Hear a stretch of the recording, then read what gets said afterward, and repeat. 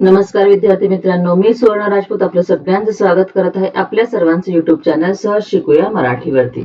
आज आपण शिकणार आहोत इयत्ता 9वी मराठी अक्षर भारती या पाठ्यपुस्तकातील पाठ क्रमांक 12 कविता आहे ही पुन्हा एकदा।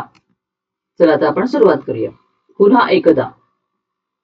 कवयित्री प्रतिमा इंगोले। ग्रामीण कथाकार कवयित्री हजारी बेलपान, अकसिदीचे दाणे, सुग्रणाचा खोपा, जावयाचं पोर इत्यादी कथासंग्रह, भुलाई हा कविता संग्रह, बुढाई ही कादंबरी प्रसिद्ध। अस्सल वैदर्भी बोलीचा प्रभावी वापर हे त्यांच्या लेखनाचे खास वैशिष्ट्य आहे।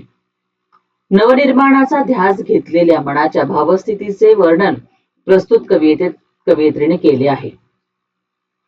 पुन्हा एकदा म्हणजे काहीतरी नवीन निर्माण करण्याचा ध्यास ज्या मनांनी घेतलेला आहे आणि पुन्हा एकदा काहीतरी नवीन निर्माण व्हायला पाहिजे अशा मनाच्या स्थितीचं वर्णन प्रस्तुत कवितेमध्ये केलेले आहे। पण पहिले कविता वाचून घेऊया आणि मग तिचा अर्थ समजून घेऊया। पुन्हा एकदा चमकावी वीज, उतरावी खाली भिनावी रक्तात, पेटावे स्नायू करीत पुकार, पुन्हा एक वार, पुन्हा एक वार। पुन्हा एकदा घालित पिंगा, पावसाच्या सरी व्हाव्यात बेभान, कोसळाव्या खाली मातीत माती, व्हावी एक पुसून टाकीत भेदाभेद, पुन्हा एक वेळ, पुन्हा एक वेळ। पुन्हा एकदा घुमावा वारा, युवक इथला भारला जावा, भुलावी तहान विसरावी भूक, नवनिर्माणाची लागावी चाहूल, उजळावी भूमी दिंगतात, पुन्हा एकदा, पुन्हा एकदा। पुन्हा एकदा या कवितेमध्ये एक नवीन समाजाची निर्मिती करायची आहे। जसा समाज आपल्या पूर्वी होता पण आता काही भेदाभेद निर्माण झालेले आहेत। जातीभेद, धर्मभेद, वर्णभेद हे भेदाभेद नष्ट होऊन पुन्हा एकदा चांगल्या समाजाची निर्मिती व्हायला पाहिजे असं कवितेला वाटत आहे। आपण एक एक कडव्याचा अर्थ समजून घेऊया। पुन्हा एकदा चमकावी वीज, उतरावी खाली भिनावी रक्तात, पेटावे स्नायू करीत पुकार, पुन्हा एक वार। पुन्हा एकदा आकाशात अशी वीज चमकली पाहिजे आणि ती इतक्या जोशाने खाली यायला पाहिजे की डायरेक्ट नवीन युवकांच्या रक्तामध्ये ती भिनली गेली पाहिजे। त्याच्याने त्यांचे स्नायू पेटून उठले पाहिजे आणि त्यांनी पुकार केला पाहिजे, जयघोष केला पाहिजे। कसला? नवनिर्मितीचा। कवितेचा अर्थ शब्दशः घ्यायचा नाहीये इथे। ही जी वीज चमक आहे, कसली वीज चमकायला पाहिजे? विचारांची, नवीन विचारांची, चांगल्या विचारांची वीज चमकली पाहिजे। म्हणजे नवीन विचारांची प्रेरणा मिळाली पाहिजे नवयुवकांना आणि त्यांच्या ती रक्तात भिनली गेली पाहिजे। म्हणजे त्यांच्या विचारामध्ये त्यांच्यामध्ये पूर्ण ते विचार मिसळून गेले पाहिजेत आणि त्यामुळे त्यांचे पेटावे स्नायू म्हणजे शब्दशः नाही की स्नायू पेटले पाहिजेत। त्यांच्या आतून एक ऊर्जा निर्माण व्हायला पाहिजे की आपल्याला काहीतरी नवीन निर्माण करायचं आहे, नवीन समाज निर्माण करायचा आहे असा घोष त्यांनी केला पाहिजे। देखो यहाँ पे पुन्हा एकदा चमकावी वीज, वीज यानी कि बिजली।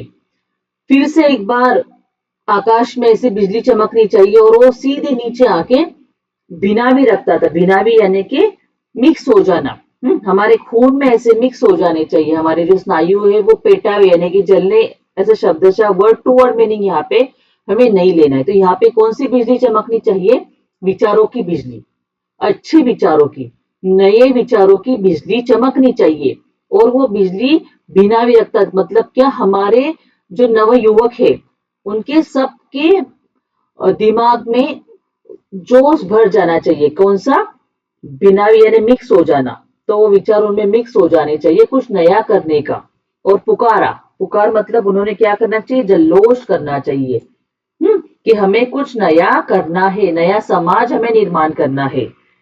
जो समाज में भी जाति भेद हो गए, वर्ण भेद हो गए, धर्म भेद हो गए हैं, तो हमें एक इंसान से इंसानियत का रिश्ता बना के रखना है और एक नए समाज की निर्मिती करनी है। इस तरह से यहाँ पे बताया गया है। पुन्हा एकदा घालित पिंगा, पावसाच्या सरी व्हाव्यात बेभान, कोसळाव्या खाली मातीत माती, भावी एक पुसून टाकीत भेदा भेद, पुन्हा एकदा। अभी देखो फिर से एकदा घालित पिंगा, पिंगा घालत म्हणजे काय? गोल गोल गोल गोल फिरत पावसाच्या सरी या बेभान होत मातीवरती कोसळल्या पाहिजेत, एकत्र झाल्या पाहिजे. त्यांच्यामधली जी भेदाभेदाची पुसटची रेष आहे ती मिटली गेली पाहिजे. कुठली रेष मिटली गेली पाहिजे? भेदाभेदाची.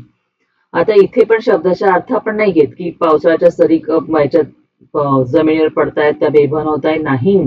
इथे काय होतंय, जो आपला नवीन युवक आहे त्याच्या मनामध्ये जे नवीन विचार आहेत, चांगल्या विचारांचा पाऊस पडला पाहिजे आणि तो खाली तर पिंगा गोल गोल फिरत त्या पावसाच्या फेरी सरी ज्या आहेत या कुठे कोसळल्या पाहिजे? जमिनीवरती. म्हणजे त्या युवकांच्या मनामध्ये या पावसाच्या सरी प्रमाणे विचार गेले पाहिजेत.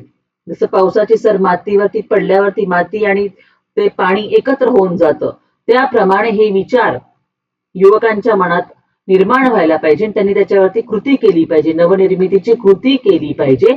आणि हे जे भेदाभेदाची पुसट रेषा निर्माण झालेली आहे ती रेषा संपवली गेली पाहिजे, नष्ट झाली पाहिजे. देखो बच्चे यहाँ पे क्या बोला है कि पुन्हा एक खाली तो पिंगा, पिंगा मतलब क्या? गोल गोल घूमना, गोल गोल घूमते हुए पावसाच्या सरी यानी कि बारिश की बूंदे ये बेभान होके बेधुंध होके अपने होश में होश खोके कहाँ पे आनी चाहिए? जमीन पे आनी चाहिए. कोसळाव्या खाली माती तो माती जमीन पे गिरनी चाहिए. मिट्टी में वो ऐसे मिक्स हो जानी चाहिए कि जब हम देखते ना बारिश की बूंदे मिट्टी में आती है तो मिट्टी और वो पानी एक हो जाता है, उनमें कोई अंतर नहीं रह जाता है. तो इसी तरह ये जो भेदाभेद, ये जो डिफरेंसेस निर्माण हुए हैं हमारे समाज में, ये नष्ट हो जाने चाहिए. ये किसी भी तरह के भेदाभेद की जो रेखा है वो नहीं रहनी चाहिए. जैसे बारिश का पानी और मिट्टी एक हो जाते वैसे सब इंसानों ने एक होना चाहिए. इंसानियत एक ही रिश्ता रहना चाहिए. हम बोलते ये अलग धर्म है, ये जाति है, वो भेद है, वो गरीब है, अमीर है, ये सब भेदाभेदी हमें नष्ट करनी है. और ये कौन कर सकता है? नवयुवक. आज के नवयुवक ही ये कर सकते हैं. आगे आगे क्या? चलो. पुन्हा एकदा घुमावा वारा, युवक इथला भारला जावा, भुलावी तहान विसरावी भूक, नवनिर्माणाची लागावी चाहुल, उजळावी भूमी दिंग तात पुन्हा एकदा. पुन्हा एकदा घुमावा वारा. कुठला वारा घुमायचाय? पण सृजनाचा, नवीन विचारांचा वारा घुमला पाहिजे. आणि इथला युवक, युवक म्हणजे तुम्ही सुद्धा त्याच्यामध्ये नवीन पिढी आजची भारली गेली पाहिजे. भारली गेली पाहिजे म्हणजे काय? एखाद्या विचाराने प्रेरित झाली पाहिजे. इतकी प्रेरित झाली पाहिजे की ते विचार अंमलात आणताना, ती कृती करताना युवकांनी भुलावी तहान विसरावी भूक, तहान भूक ते पूर्णपणे विसरून गेले पाहिजे. काय? त्यांच्या मनामध्ये फक्त नवनिर्माणाची चाहूल लागली पाहिजे. काहीतरी नवीन निर्माण करायचंय, नवीन समाज निर्माण करायचा आहे. आणि असा समाज निर्माण करायचा आहे की त्या चांगल्या समाजाचे दिव्य प्रकाश म्हणजे काय? त्याचे चांगुलपणा हा सगळ्या जगाला समजला पाहिजे. उजळावी भूमी म्हणजे भूमीचा जो दिव्य प्रकाश आहे तो दिंगतात म्हणजे अवकाशात, दिंगतात म्हणजे अवकाशात सुद्धा पसरला पाहिजे, असं त्यांचं म्हणणं आहे. म्हणजे काय झालं पाहिजे की भूमीवरती लाईट लागले ते अवकाशात चमकले नाही. आपल्या नवनिर्माणाचं काम इतकं चांगलं झालं पाहिजे की पूर्ण जगामध्ये आपल्या भारत देशाचं नाव झालं पाहिजे की हे एक चांगलं राष्ट्र आहे, नवीन निर्मितीचं चांगले युवक इथले आहे. पुन्हा एकदा हे सगळं घडलं पाहिजे. देखो बच्चों यहाँ पे क्या बोला गया है? पुनः एकदा घुमावा वारा. वारा घुमावा यानी कि तेज हवा ऐसी बहनी चाहिए कि उस हवा की वजह से यहाँ का जो युवक है, युवक इथला, यहाँ का युवक बेधुंध होके, मतलब उसने ऐसा काम करना चाहिए, उसको सिर्फ होश नहीं रहना चाहिए, मदहोश होके उन्होंने सिर्फ नए निर्मिती का काम करना चाहिए, नए विचारों के ऊपर काम करना चाहिए. इतना कि वो काम करते करते भूख प्यास भूल जाने चाहिए उनको. नवनिर्माण का काम करते करते.